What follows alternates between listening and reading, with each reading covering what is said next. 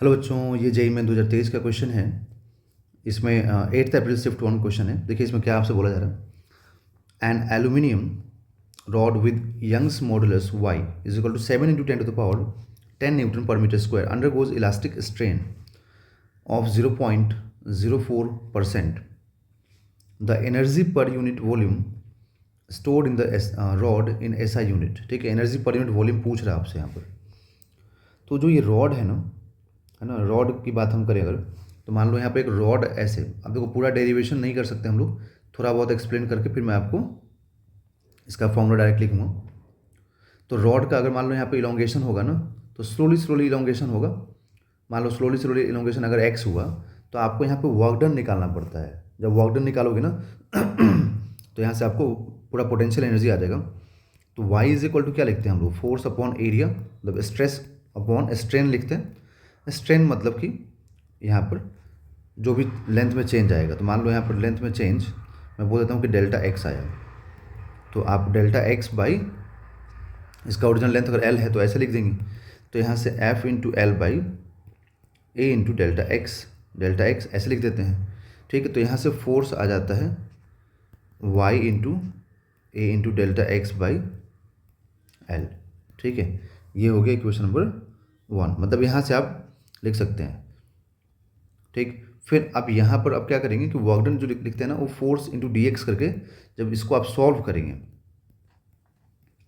एक मिनट, जब इसको आप सॉल्व करेंगे ना, ठीक है, और डेल्टा एक्स को एक्स मतलब एज्यूम करके रखो, तो यहाँ पे एक्स इंटू डी एक्स, ठीक है, ताकि इंटीग्रेशन करना पड़ेगा ना, क्योंकि एकदम सडनली पूरा एक्स लेंथ ये नहीं इंक्रीज़ कर जाएगा, है ना, स्लोली स्लोली इंक्रीज़ करता है, तो इसलिए आपको इंटीग्रेट करना पड़ेगा। ठीक है, 0 से W और इधर भी 0 से X। अब मान लो अगर डेल्टा एक्स का इलोंगेशन हुआ है तो डेल्टा एक्स पुट कर दो यहाँ पर। ठीक है, फिर इसको जब सॉल्व करोगे, अब देखो सॉल्व हो ही गया बच्चों ऑलमोस्ट ये, तो यहाँ से आपको वर्क डन आएगा जो कि हम इलास्टिक पोटेंशियल एनर्जी बोलते हैं। ठीक है, तो ये आ जाता है half into Y A by Y A by L. ये तो कांस्टेंट क्वांटिटीज़ हो गया, ये एक्स स्क्वायर बाई 2 होता है जिसको मैंने हाफ करके बाहर निकाल दिया। ठीक है, अब इसको ना चेंज करोगे तो ये चेंज हो जाता है कंप्लीटली, जैसे ये स्ट्रेस अपॉन स्ट्रेन लिखते हैं ना हम लोग, तो स्ट्रेस अपॉन स्ट्रेन लिखते हैं।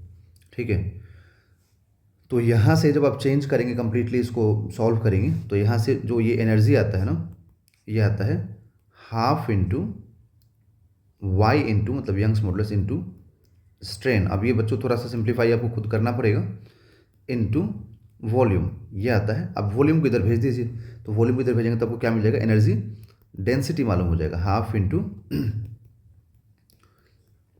वाई इंटू स्ट्रेन का होल स्क्वायर, है ना, ये मालूम हो जाएगा आपको।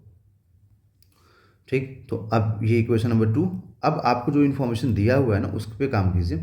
तो आपको बोला गया यहाँ पे कि जो स्ट्रेन है ना, देखो दिया गया है यहाँ पर कि जो इलास्टिक स्ट्रेन है वो 0.04% है। तो 0.04% है, मतलब कि 100 से डिवाइड भी करना पड़ेगा। तो आप इसको लिखेंगे कि 4 इंटू 10⁻, देखो इसको 4 इंटू 10⁻⁻2 और -2 ऊपर और जाएगा तो -4 हो जाएगा। तो energy density is equal to half into Y का वैल्यू कितना दिया गया है, तो वाई का वैल्यू दिया गया 7 इंटू 10⁻10, 7 इंटू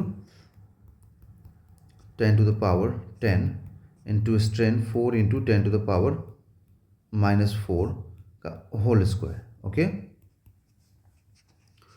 तो ये हो जाएगा half into 7 into 10⁻7 into 16 into 10⁻−8। तो ये कैंसिल हो जाएगा और ये भी 4 से कैंसिल हो जाएगा, एक मिनट, 4 से नहीं 8 से कैंसिल होगा। तो 8 इंटू 7 56, तो 56 इंटू 10⁻2 यहाँ से रिमेनिंग रहेगा। तो जो एनर्जी डेंसिटी आएगा ना वो 5600 जूल पर मीटर क्यूब आएगा। ठीक है, तो 5600 जूल पर मीटर क्यूब आएगा। दैट मीन्स कि ऑप्शन नंबर 1 करेक्ट होगा। So option number 1 is a right answer.